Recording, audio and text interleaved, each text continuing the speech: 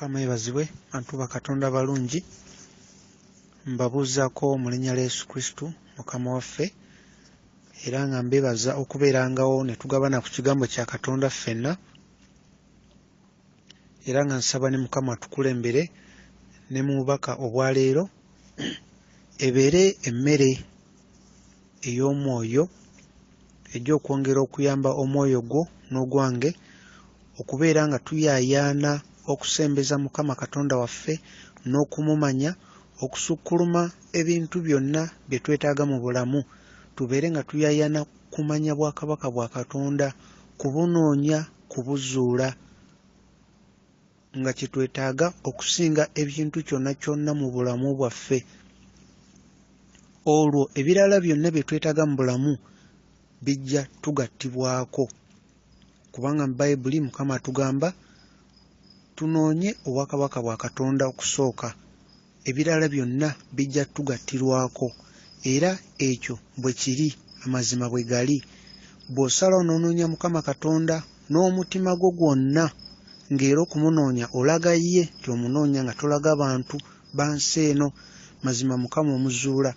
Ate n'ebirala byonna byonna bye twagala mu bulamu biba bijja tugattirwako. Kubeera mu mbeera gy'oyinza okuyita ey'obugagga, n'oba nga kugamba olina ebintu omuntu by'ayinza okufaanaga mutuufu ono embeera gy'alimu nnungi, era ekkubo eritutuusa ku bulamu bwe butyo mu nsi muno ey'okutambulira mu bugagga, Mukama waffe Yesu Kristo ayogera ebintu bibiri ng'oyagala okubeera mu bulamu obw'engeri eyo. Ebintu bibiri: weereza Katonda n'omutima gwo gwonna, nga tolaga bantu ba nsi eno, oweereze Katonda. Kyonna ky'okola ng'oweereza Katonda n'omutima gwo gwonna, katugeze obuulira kigambo kya Katonda, oba oli muyimbi ng'oyimba nnyimba za kusinza, eyo embeera gy'oyagala ey'okubeera ky'oyinza okuyita obugagga, Mukama yajja ogikuteekako, yajja oggireeta ekusemberere, era otambulire mu bugagga ng'oweereza Mukama. Kye kisooka.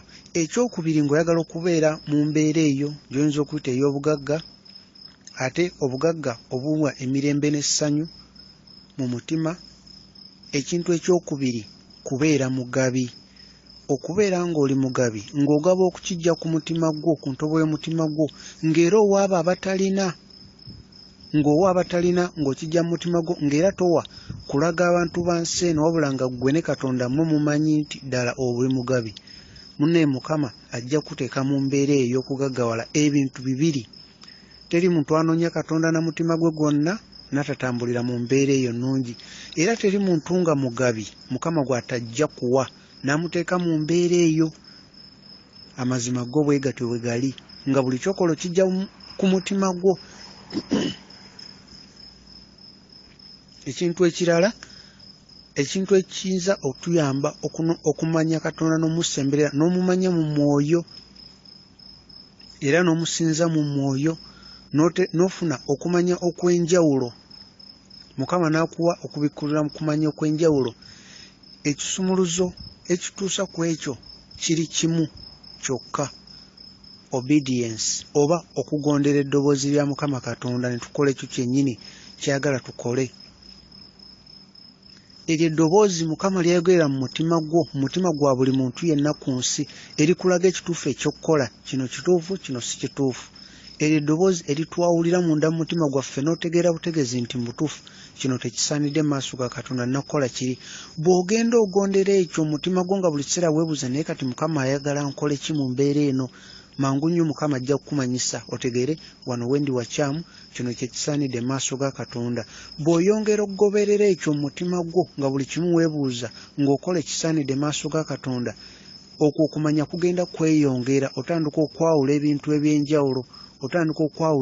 eby'enjawulo. Ekyo kisumuluzo kiba kigenda kukutuusa Mukama Katonda. Ebintu byonna by'owulira ebiringa ebitali bya bulijjo oba ojja kubitegeera, kubanga ebintu bya Katonda okumumanya, kakubeere kumanya bintu bitali bya bulijjo ku magezi gaffe ag'ensi. Ekituufu kiri nti amagezi gaffe ag'obuntu tosobola kutegeera kintu na kimu, toyinza kutegeera obwongo bwaffe mu butonde bwaffe tebwatondebwa kutegeera bintu bya Katonda, kuba ebintu bya Katonda bya mwoyo. Ebintu bya Katonda bya mwoyo. Tosobola nti ogende osome ku university otegere ku demoni n'engeri gye bazirwanyisa nedda. Kugondera ddoboozi lya Mukama Katonda, ye yakwimusa n'okula mu mwoyo n'atandika okubikula amaaso. Sibya era omuntu yenna wagezako bitegeera n'obwongo wakoma talina kyategeera n'ekimu. Wabula ebya sitaani bibasobola bitegeera n'obwongo, naye ebya Mukama Katonda onoonya munoonye era n'omutegeera mu mwoyo. N'omutegeera mu mwoyo. Omala kumwewa Katonda yennyini ne weewayo n'omutima gwo gwonna n'omunoonya. Eryo ly'ekkubo n'otegeera ebintu bya Katonda. Era abajja kuwa okumanya n'omutima gwo, sina bwongo, sina ndowooza zaffe, sina kugatta bugasi bintu n'oga kitegeeza kino kijja ne kino kivaamu kino. Amazima go gali nti buli muntu agezaako okubitegeera mu ngeri eyo talina kyategeera. Bw'atyo Mukama bwe yabikweka abagezi b'ensi eno, abagezi bakafulu baprofesa n'abaasoma byonna abakugu mu kusoma ebitabo tebasobola kutegeera bintu bya Katonda, paka nga nabo bazze ne bafuuka abantu ab'omwoyo ne bagondera eddoboozi lye. Kubanga eri abo abagondera eddoboozi lye yabawa ekisa okumanya ebyama bye.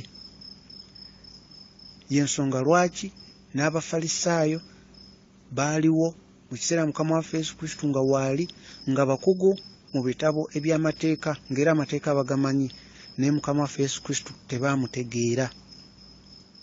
Yabalimu tebaamutegeera kubanga bo baali bategeera nga bakozesa ku ntegeera yaffe ey'ensi, bakozese bwongo na kunnyonnyolebwa bamutegeere. Naye omunoonya bunoonya yakuteekako ekisa n'osobola okulaba ebyo ebitali bya bulijjo, okuwulira ebyo ebitali bya bulijjo n'okubitegeera. Ekisumuluzo kugondera ddoboozi lya Mukama Katonda. Buli muntu yenna asobola katugambe okugaggawala. Buli muntu yenna asobola okufuna ekifo eky'amaanyi oba mu gavumenti oba mu kampuni. Omuntu yenna basobola okukimuwa, naye si buli muntu yenna asobola okubeera ow'omwoyo. Si buli muntu yenna asobola okubeera ow'omwoyo, kubanga omuntu asobola okulondebwa n'ateekebwa mu kifo ekimu.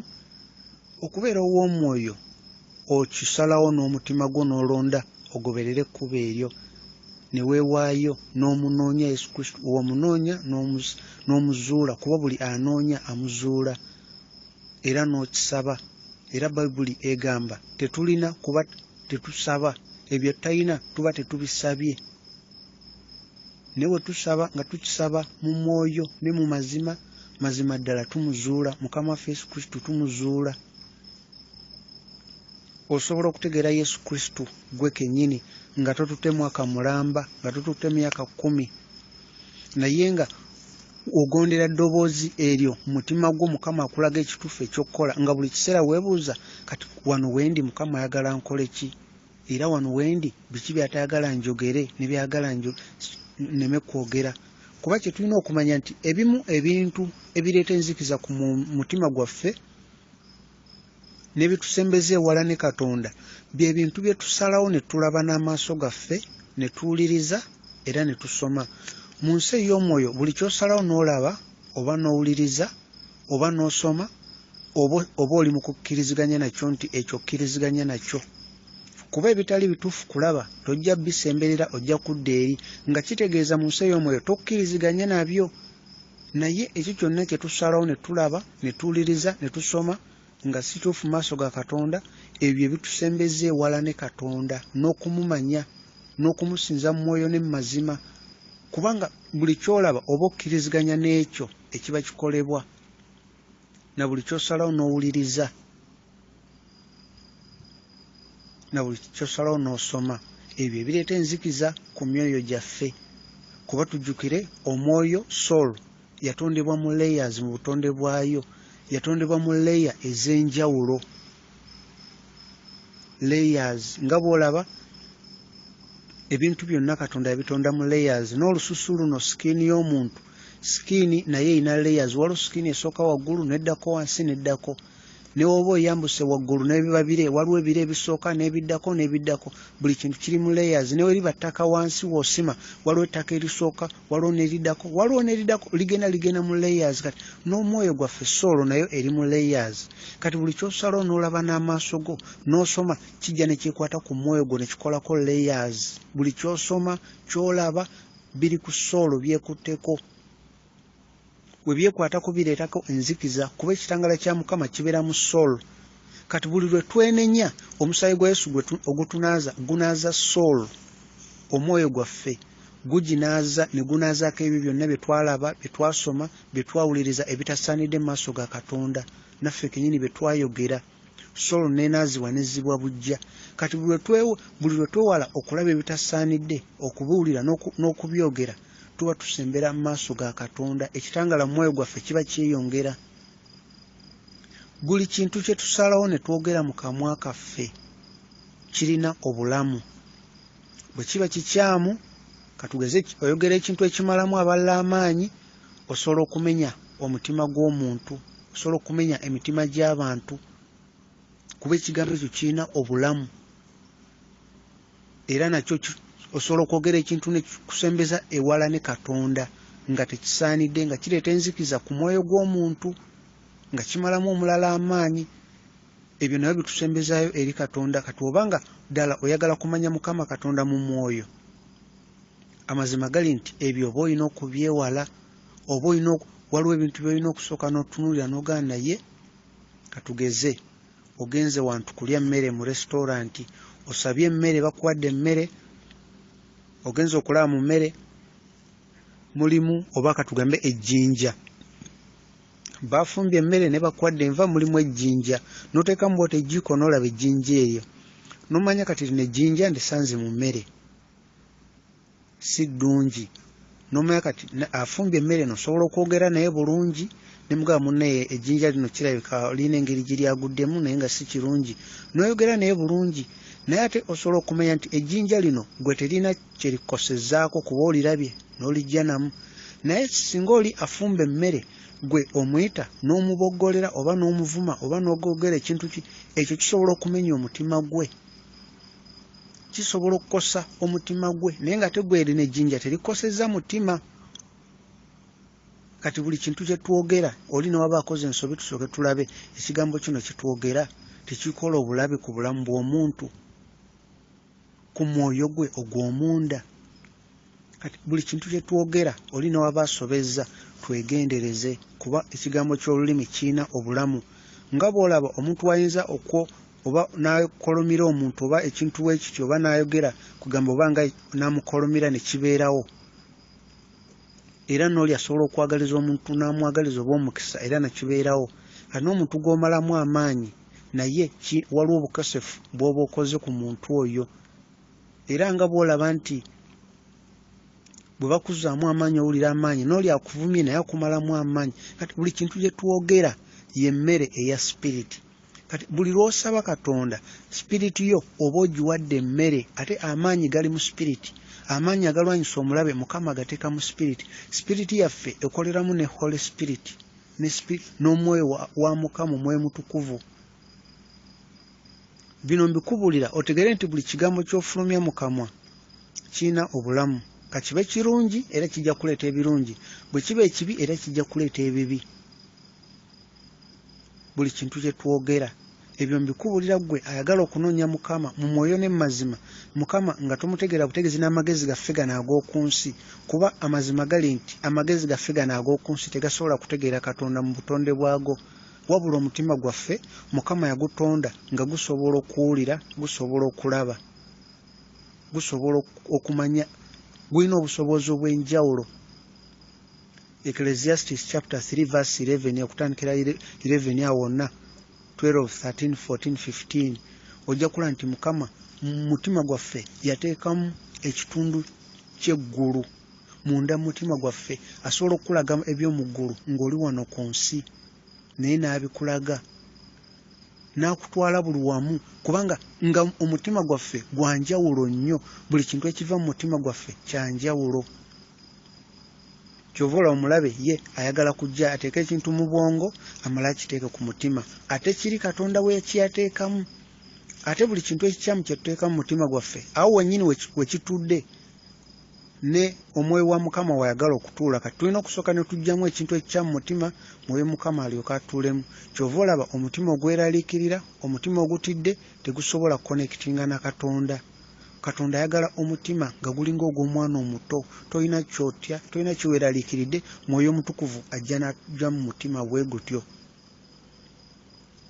Kati omulabe ye aleetawo okutya okweraliikirira ebintu webityo stress amanye nti omuntu ayina ebyo tasobola kusaba Katonda newagenda n'afukamira n'asaba aba akyogera ku mumwa naye nga mu mutima alowooza kirala ku mumwa aba agamba Mukama nsaba onnyambe naye nga mu mutima gwe ali mu kuba pulaani avudde atya mu bintu ebyo naye nga olina birekera Katonda kuba otandika okuba pulaani zo ne zitayitamu ng'ate weeraliikirira naye birekere Katonda obe mu ssanyu mu mbeera embi ogambe Mukama ye Katonda wange ajja kunnunula ne waba tanunudde ye Katonda wange ye mununuzi wange buli kimu kigenda kubeera bulungi. Eyo ejje kuba entandikwa ey'okugenda ate nga ozuula amaanyi ga Katonda n'obusobozi bwe kuba Mukama waali mu buli mbeera era mu buli mbeera aba alina ky'agamba naye nga ffe tulina munoonya Katonda bamunoonya bunoonye kumunoonya kyova ye atugamba tumunoonye n'omutima gwaffe gwonna n'amagezi gaffe gonna n'omwoyo gwaffe gwonna oyo anoonya ajja muzuula oyo anoonya ajja muzuula.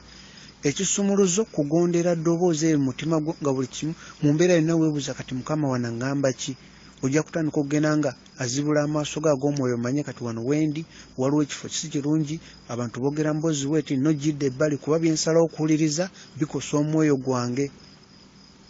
Eyo yentandikwa ekirala okwenenya tetulina kwerabira kwenenya okwenenya Mukama atusonyiwa buli kimu buli muntu omulamu ku nsi Mukama atuwadde akakisa okwenenya okyogera Mukama n'ogamba Mukama nsaba onsonyiwe nakoze kino bweki ne bwekiti nsonyiwa Mukama nsonyiwa nakoze ekitasaanidde nakoze kino nenkola kiri Mukama nsaasira leka ekisa kyo kinjogerere maaso go era n'omusuubiza okuva ku ebibi obutaddamu kukwata amakubo ago era n'omusuubiza okutambulira mu kkubo lye naffe naawe kenyini n'osalawo n'obivaako ebikyamu ne tubivaako. Osobola n'okusoma Zabbuli 51 n'osoma Zabbuli 23 ekigambo kye kirina obulamu wano mu kukisoma ng'oyogera kirina obulamu oba ozza buto endagaano yo ne Mukama era ekyo okwenenya kukuyamba okuddamu okutambulira mu butuukirivu kuba okutambulira mu butuukirivu Mukama yennyini yatuyambako tebuba busobozi bwaffe yatuyambako. Bwe weenenya ye aleeta bamalayika be ne bakwetooloola bamalayika abo beetoolodde ekitiibwa kya Mukama eky'obutuukirivu kati bwe bakwetooloola obutuukirivu buba ku bo ekitangala ekibaliko ne kijja mu mwoyo gwo naawe n'oba n'obusobozi obutambulira mu butuukirivu. Okuwuliriza music w'ensi eno atuleetera obutaba na busobozi kulwanyisa bikemo nga bizze okuwuliriza kuba oyinza ogamba okuwuliriza music kikosezaawa mba nnyonoonya eki kati bw'owuliriza music oyo ow'ensi sigamba nti aba agenda kukutwala mu muliro ogutazikira mu geyeena wabula bw'owuliriza music oyo sitaani amukozesa okunafuya obusobozi bwe okulwanyisa ebikemo n'obutasobola bigendamu otuuka ekiseera ng'oli munafu nnyo bw'okwata bayibuli tosobola gisoma ne woobikola okusoma otulo tukutwalirawo abadde asabire dakiika nga 10 kati oba oyagala kusabira dakiika emu music w'ensi wati wajja kunafuya n'akutwala ku kiri ate ekinaakuleetera okwonoona. Omuntu oyinza okubanga katugeze tonywa mwenge naye gy'okoma okwewa music w'ensi nga toyagala bya Katonda nga owuliza music w'ensi otuuka ekiseera ng'omutima gwo gwagala bintu byansi gwagala ssente gwagala genda mu bintu bifo bikyakalirwamu gwagala mwenge ssente bintu weebityo nga effect eyo ekyo kivudde kuwuliriza music wansi yekka kati bwatyo wajja nakukosa n'otuuka ekiseera n'ogaana n'ebintu bya Katonda tebisoboka.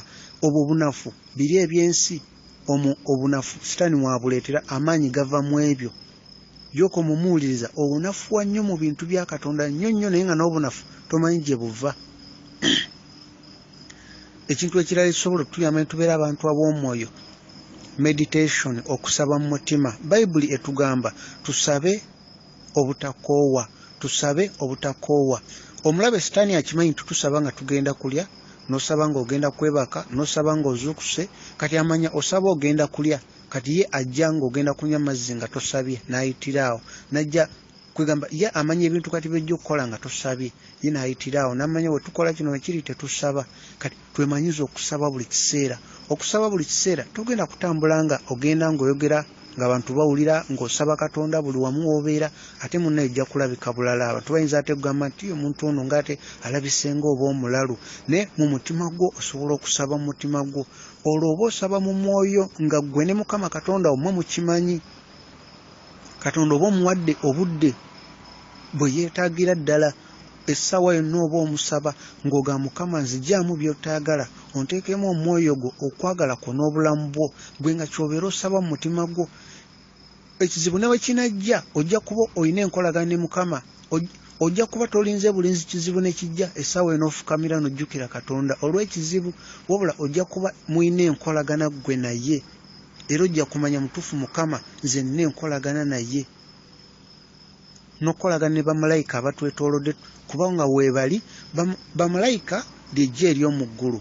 Mu ggulu teri lutalo, wabula balwanirako ffe wano ku nsi kulwanyisa mulabe atulumba, kuba ye omulabe ajja okubba, okutta n'okuzikiriza. Kati batuyambako okulwana olutalo olwo. Kati ffe tubalagira mu linnya lya Yesu Kristo bagende balwana olutalo olwo. Okukozesa obuyinza bwo, Mukama Yesu Kristo yatuwa obuyinza bwonna. Okozesa obuyinza bwo, oyinza n'oga Mukama nkozesa obuyinza bwe wampa mu linnya lya Yesu Kristo Mukama waffe, ndagira bamalayika okugenda okulwanyisa omulabe mu ggulu erisooka, mu ggulu eryokubiri mu nnyanja ne mu underworld, n'obalwanyisa omulabe yonna gy'ali mu linnya lya Yesu Kristo, n'olagira omuliro okuva mu ggulu gugende gwokya omulabe sitaani ne dimoni zonna ezimugoberera mu linnya lya Yesu Kristo Mukama waffe. Ebintu ebyo byogera olaba nga ayogedde obugambo, n'ebigambo birina obulamu, era malayika zigenda ne zikolera ddala ekyo. Era oba banaagenda mu ggulu, Mukama ajja kukulaga engeri bamalayika gye batuyamba ku nsi okuwona ebintu eby'enjawulo omulabe bye yali ataddeho obutego obw'enjawulo. Ojja kulaba nga essaala ze wasabanga ku nsi z'olaba nga ayogera obwogezi ebigambo nga zaakola omulimu munene nnyo. Oli ne waba nga si mulokole, n'osalawo n'omusabira, oba famire n'omusabira, era oyinza omusabira katugeze omubuulira buli lunaku tayogera, oba yatula obulokozi, oba akole kino oba akole kiri nga takudda namu, naye ng'era ekyo ky'omugamba kirina kye kikyusa mu bulamu bwe. Era waakiri olunaku lumu olusembayo nga kamwa tekasobola na kwogera, mu mutima gwe asobola okukaabirira Mukama, mu mutima gwe asobola okukaabirira Mukama naga Mukama nsonyiwa, eyo essaala era Mukama baagiwulidde. Kati gwe yamubuulira, era mu ggulu oba ogenda musanga era akonyumiza agee munnaye, wambuulira naye saakkiriza, naye kaseera akasembayo najjukira ebigambo byonna bye wayogera mu mbeera gye nalimu, ne njatula obulokozi era ne nzikiriza Mukama Katonda ne musaba nsonyiwe. Kati gwe tolina kukoowa kusabira omuntu oba wa luganda wadde si mulokole, musabire Mukama ajja mukolera ekkubo. Essaala eyo ekola, eyina amaanyi, eyina obulamu. Essaala eyo eyina obulamu. Buli lw'osabira omuntu oyo waliwo ekisa ekyenjawulo ekimuggyako, ate naye Mukama ekisa ekyenjawulo kyakuteekako olw'okwagala kw'olina eri mulirwanaawo, eri muganda wo mu Kristo. Kubanga okwagala kye kyokulwanyisa kyaffe ekisinga obukulu, okwagala. Abantu tubalage okwagala. Omuntu ayinza n'okuba nga neyibawo naye nga buli lunaku gwe wasalawo n'omusabira ekiro n'emisana ng'osaba Mukama amuwe omukisa, ayambe abaana be, Mukama ayambe emirimu gye, abawe obulamu obulungi, ayongere obbateekako ekisa, nga n'omuntu gw'osabira takimanyi nako. Ekyo ekintu nakyo Mukama ye essaala yagiwulira era agiddamu, era naawe akikubalirako. Mukama abakuume, tutambulire mu butuukirivu n'okwenenya.